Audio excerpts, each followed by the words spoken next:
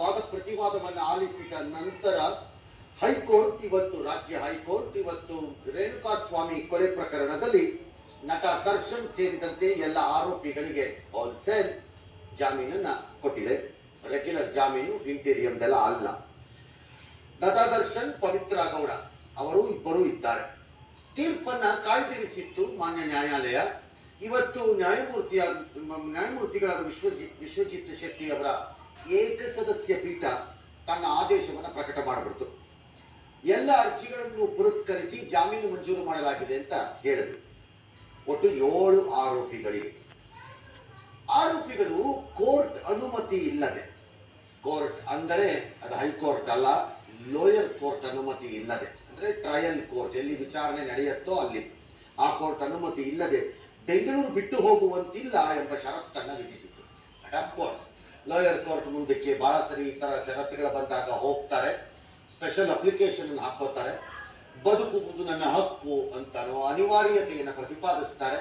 ಆ ಮೂಲಕ ಕೆಲವು ಸರಿ ಅನುಮತಿಗಳನ್ನು ಪಡ್ಕೋತಾರೆ, ಅದು ಬೇರೆ ವಿಚಾರ. ಕಳೆದ 6 ವಾರಗಳಿಂದ ಅವರು ಮೆಡಿಕಲ್ ಅಂದ್ರೆ ವೈದ್ಯ ಕಾರಣಕ್ಕೋಸ್ಕರ ಬೇಲ್ನಲ್ಲಿದ್ದರು. ಆದರೆ ಈಗ ಅವ್ರಿಗೆ ನಾರ್ಮಲ್ ಬೇಲ್ ರೆಗ್ಯುಲರ್ ಆಗಿ ಸಿಕ್ಕಿರೋದ್ರಿಂದ ಅದರ ಅವಶ್ಯಕತೆ ಇಲ್ಲ. ಅಂದರೆ ಅರ್ಥ, ಅವರ ಆರೋಗ್ಯದ ವಿಚಾರದಲ್ಲೂ ನ್ಯಾಯಾಲಯಕ್ಕೆ ಹೇಳಿದ್ದಂತೆ ಆಪರೇಷನ್ ಮಾಡಿಸ್ಬಿಡಿದ್ರು, ಯಾಕೆ ಮಾಡಿಸಿಲ್ಲ ಆಗ್ತಿಲ್ಲ, ಅವರು ಇಷ್ಟ ಬೇಕಾದ್ರೂ ಮಾಡ್ಕೋಬೋದೀಗ. ಇನ್ನು ನಟಿ ಪವಿತ್ರ ಗೌಡ ಸೇರಿದ ಉಳಿದ 6 ಮಂದಿ ಬಿಡುಗಡೆಗೂ ಪ್ರಕ್ರಿಯೆಗಳು ಆರಂಭವಾಗಿದೆ. ಬಿಕಾಸ್ ಅವ್ರನ್ನ ಒಳಗಡೆ ಇದ್ದಾರೆ, ಈ ಪಾರ್ಟಿ ಹೊರಗಡೆ ಇದ್ದಾರೆ, ಹಂಗಾಗಿ ಇವ್ರದ್ದೇನು ಸಮಸ್ಯೆ ಅಲ್ಲ. ಅವ್ರಿಗೆ 6 ಜನಕ್ಕೆ ಶೂರಿಟಿಗಳಾಗಬೇಕು, ಡ್ಯಾಶು ಜಾಮೀನುಗಳು, ಏನಕ್ಕೆ ದುಡ್ಡು ಕಟ್ಟೋದು, ಬಾಂಡೋ ಗಿಂಡೋ ಏನೇನೋ ಇರುತ್ತೆ, ಅದೆಲ್ಲ ಆಗಬೇಕು, ಅದು ಆಗತ್ತೆ.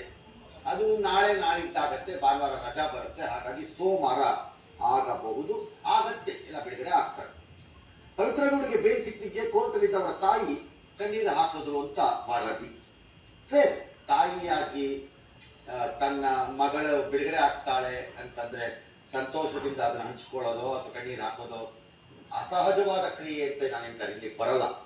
ಬಟ್ ಈ ಪ್ರಕರಣದಲ್ಲಿ ಕಣ್ಣೀರು ಹಾಕುತ್ತಿರುವ ಇನ್ನೂ ಒಂದು ಕುಟುಂಬ ಇದೆ ಅನ್ನೋದನ್ನ ಯಾರು ಮರಿಬಾರ್ದು.